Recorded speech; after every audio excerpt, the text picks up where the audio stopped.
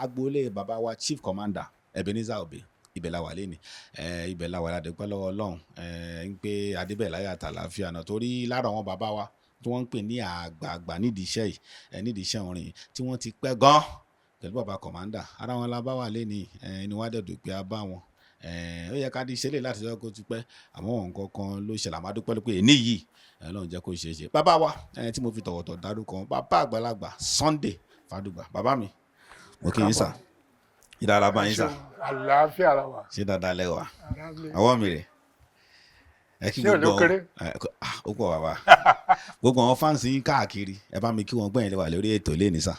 ẹgbẹ́ ẹ̀yin fáìn wa ọkùnrin ni o obìnrin àwọn bàbá wa ìyá wa ọmọ àbúrò wa ẹ̀gbọ́n wa gbogbo akínyìn lé o sálàáfíà la wà ẹ ṣeun o ẹ má fi wálẹ̀ o ẹ máa bá lọ bá ṣe ń lọ ẹ máa tẹ̀lé wa lọ. ẹ ṣe bàbá Fadugba ibi láti máa mú nǹkan jẹ́ ká kọ́kọ́ mú láti ibi ilé gangan níbo gangan ni yín torí àwọn kan ti sọ pé bàbá yẹn ọmọ òbí kan ni wọ́n ń ṣọmọ kìíní ẹ̀yàn náà ní ṣókí ọmọ òbí gangan ni mi ò mọ̀ bàbá kọ́ gbọ́ látẹnu yín gangan bàbá ọmọ òbí gangan ni. ọmọléṣà ni agboolé Fadugba náà dẹ̀ bí mi ní ìròyìn nínú Iléṣà gangan. bẹ́ẹ̀ gangan ni níbo dípẹ́ wàá ń ṣọmọ Nàìjíríà bó nìyẹn ti wáyé. those days nígbà tí mo join band Jericho ló ń lọ gbà yẹn ká ní pé mo parí tí máa ṣe ń bá mú picture gbà yẹn wá inú mi pọ̀. ẹ̀yin náà ṣe Jericho ìwọ báǹdì ń gbà yẹn ni. so inú mi pọ̀ so tí n bá ń play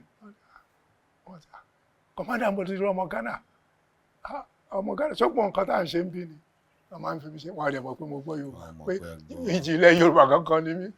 so irun tẹ gbé sórí báyìí ni ó dá pé dá nǹkan ọmọ Ghana bọ̀ ṣé mo kí gbà yín náà wọn tí ò ń ṣọmọ Nàìjíríà náà wà nínú báǹdì yín irú bíi Paul Tao náà ń ṣọmọ Nàìjíríà ń gbà yín bóyá yẹn lọ fà á tí wọ́n fi tọ́fin sọ pé àlejò làwọn. bẹ́ẹ̀ni ṣé Paul Tao nìkan ní abẹ́ tún ní méjì mẹ́ta tí ò ń ṣe. ó dà pé Paul Tao nìkan ni. Ibo ni baba Monday John ọmọ bo ni wọn sọmọ Nàìjíríà ni ọmọ Benin ni wọn. Ẹdó ni Monday John. ẹ ṣe.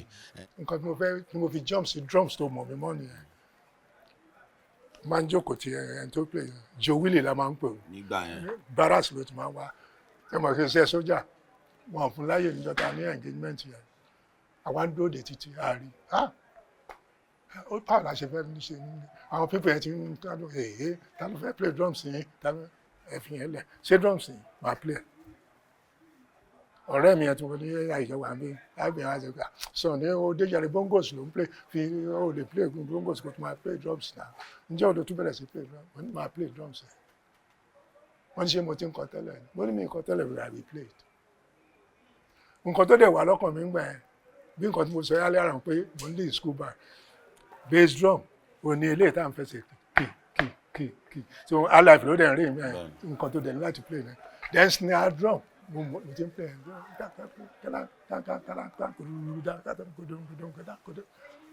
so bó dẹ̀ ń wọ́wọ́ yẹn bí yẹn ṣe ń ṣe ǹjẹ́ ìmọ̀ ní ẹ̀jẹ̀ ká lè máa play ìgbà tá a dó títí tá a rí yẹn àwọn sójà òfin lẹ̀ bá ṣe lọ sí engagement ẹgbẹ́ mo dé wẹ̀ mo dẹ̀ bá sórí drums mo pa ṣége owó oúnjẹ yẹn. níjọ yẹn ẹ̀ ń lu rírá rẹ̀ ń gbá rírá. wọn kọ́ mi kò sẹ́ni tó kọ́ mi kò sẹ́ni tó kọ́ mi drums rárá mo ṣe bọ́ sí drums mo bẹ̀ sí ń play ni gbogbo wa ń yanu pé Sunny èyí tó jẹ́ tó fún trumpet Sunny good boy Igbo nìyẹn good boy I don't know say you dey play this thing now wetin we do the other make we leave that man jare for him soldier make the soldier himself there tí mo bá wọn yàbí ìsàn ọmọ onílù ẹni tí ó ń fún wọn sáà sí wọ́n ti gbádé fún yín. wọ́n ti gbádé mo ṣe bẹ̀rẹ̀ drums ni mo ti jump kúrò lórí bongos mo bọ́ sórí drums so àtìgbà yẹn mo ṣáà ti bẹ̀rẹ̀ tá. ẹ lò tó ọdún mélòó pẹ̀lú báǹdì tẹ́ ń sọ yìí Lagos State Band ẹ lò tó ọdún mélòó. ó ó dà pé tó bí ọdún mẹ́ta or so ọdún mẹ́ta ni so from that time wọ́n á ti rí àwọn báńdì àwọn tó ń lé nígbà yẹn wọ́n ń pè wá èmi pẹ̀lú ọ̀rẹ́ mi yẹn guitarist yẹn. àwọn ta ló ń rìn nígbà yẹn sọ́wọ́n olórin lẹ́ ń sọ. àwọn olórin highlife tó ń rìn nígbà. àwọn ta ni wọ́n. ìkan wà rẹ. fọwọ́n tó ń gbọ́ yín tó fẹ́ mọ̀ gangan wọn ta ló ń. àwọn bíi Victor Coca náà lè mú báyìí. Victor Coca Victor Coca ṣàṣìwégbé. highlife gbogbo wọn yẹn. highlife ni gbogbo àwọn ẹni tí mò ń sọ yìí highlife ló ń rìn nígbà yẹn àwọn jùjú àgídìgbò kankan ló wà gbà yẹn jùjú àwọn tó wà ní jùjú òpè mi àwọn bíi Nightingale Ikeja ìró kankan so later làwọn ọ̀gá bẹ̀rẹ̀ àwọn ọ̀gá ti play àgídìgbò sẹ́yìn so mo ṣe bẹ̀rẹ̀ mi so àwọn yẹn tí mo dẹ̀ ń play fún yẹn mi ò mọ̀ pé ń gbowó ńbẹ̀ èmi kàn bí n pé mo ní interest mo nínú kinní yẹn ẹ̀kọ́ ń ṣeré so lọ́wọ́ ń jọ́kọ̀ tá a lọ play fún ṣàṣìwégbé ní Boundary Hotel ní Ajégúnlẹ̀ so àti close tán lóru bí yẹn ṣe wá béèrè lọ́wọ́ mi nìyẹn pé sọ ní owó ẹ̀dá wọ́n ní owó báwo ìyẹn á bèèrè bó ṣe lè jábá ṣàṣìwégbé ní Charles why did you do that you didn't give my friend money now wọ́n ní he asked me he said make I come he asked me for money wọ́n ní no wọ́n ní yàrá you don't ask me ìyẹn náà wá sọ pé if you don't ask me you know say you supposed to give am so owó tẹ wà ń di kíní dáadáa báyìí. ọjọ́ fún yín lówó nìyẹn. fún mi lówó so anybody tó bá ti fẹ́ gbé mo ti wà á mọ̀ pé mo máa gbowó lọ́wọ́ ẹ̀. ẹ rántí èlò tó fún yín gbà yẹn. èlò lówó náà around a lè pọ̀ níbi £2 or something like that by now. ọdún wo lẹ́ ń sọ yìí ṣé 70 rèé. 60s ni mo ń sọ yìí. bàbá ti lo ọdún mélòó lẹ́yìn chief commander báyìí. I think ó sún lọ sí 43 years. 43 years ni baba Sunday Fadugba ti lò lẹ́yìn baba wa chief commander. àwọn ẹlòmíín tún jù mí lọ. ṣé ń gbọ́ 43 years ló ti lò á jẹ́ kí bàbá ti máa lówó gan-an wọn á ti ṣe adébẹ̀ bàbá fọ́wọ́n fans yín tọmọ yín káàkiri kí ló wá gbé yín dọ́dọ̀ chief commander báwo lẹ ṣe darapọ̀ mọ́ ẹgbẹ́ yẹn. Actually that time àwọn ọ̀rẹ́ mi àbí yẹn wọ́n ti wà ń bẹ̀ Sam kan náà tó sunra ẹ̀. baba Sam. wọ́n ti wà ń bẹ̀ gbogbo àwọn yẹn àtijọ́ ń bọ̀ tó ra fọ́ọ̀mù klọ́ọ̀bù nígbà kan àwọn òní hip hop tó ń play ń sìn pop a máa ń kọ́pì àwọn Beatles nǹkan gbà yẹn James Brown whatever so ìgbà yẹn láti múra torí competition wà gbà yẹn tá a máa ń ṣe so àwọn ti wà lọ́dọ̀ commander èmi sì wà ní èkó yẹn sì ṣe fàájì níbi night club yẹn so wá di ìgbà tó àwọn abẹ́ wa ń bá mi sọ̀rọ̀ pé Sunday Adé ti ń lo drums commander dẹ̀ ń wá ẹni tó máa play drums. sísan ọ̀bẹ ò tí ì máa lo drum ńgbà yẹn. wọ́n ń lo bẹ̀tí captain ọmọ captain Samson Ogunlade ló ń play so wọ́n àwọn wá ẹni tó máa play drums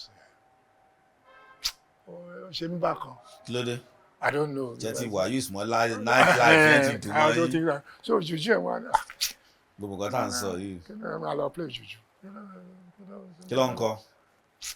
bó ṣe rí lọ́kàn mi ń gbà yẹn ni but later wọ́n á rò pé it's a challenge to me as a drummer mo ń play ìlú òyìnbó wọ́n á ní kí wọ́n á play tèmi mò ń sá bọ́kàn mi ṣe sọ fún conscience ẹ̀ ló sọ pé no which means o ti fail in there and okay we do it ó ṣe bẹ̀rẹ̀ wọ́n gbà mí kí n kọ́kọ́ play lẹ́yìn church nítorí nǹkan tí wọ́n kọ́ fi tàn mí wọlé ni. ọkọ ni kò yé wa ẹ ṣàlàyé wọn ní ọkọ tàn yín báwo. tí n bá ti gbọ́ pé church ni nǹkan táwọn àbẹ̀ sọ fún ọ̀gá yìí pé wàá fẹ́ wá ó tọ́ wọ́n dẹ̀ fi sí church ni. so ẹ̀ kọ́kọ́ lọ play fún band rẹ̀ church lẹ kọ́kọ́ wà. so nígbà tí wọ́n wá ní ọ̀gá wa ní kí n máa bọ̀ kí n máa play drums. ọdún wo nìyẹn. 81 gangan nìyẹn tó di pé tẹ darapọ̀ mọ́ band yẹn gbà yẹn yàtọ̀ sí baba abẹ àti baba Sunday wọn tálẹ tún bá ń bẹ nígbà tó darapọ̀ mọ́ wọn. gbogbo àwọn members international. ó ṣe pàtàkì kẹjẹ ká mọ̀ mélòó ń bà wọn. Baba Vasco da Gama Yomi tó yẹn ń kọrin Samson wà bẹ́ẹ̀ tí baba Yẹmi sí or something like that ìyẹn náà wà bẹ́ẹ̀ gbogbo àwọn tó ti wà látijọ́ wọ́n wà ń bẹ̀ so gbogbo àwọn náà wà ń bẹ̀ gbogbo mo bá ń bẹ̀ ńgbà yẹn. nígbà yẹn Yes.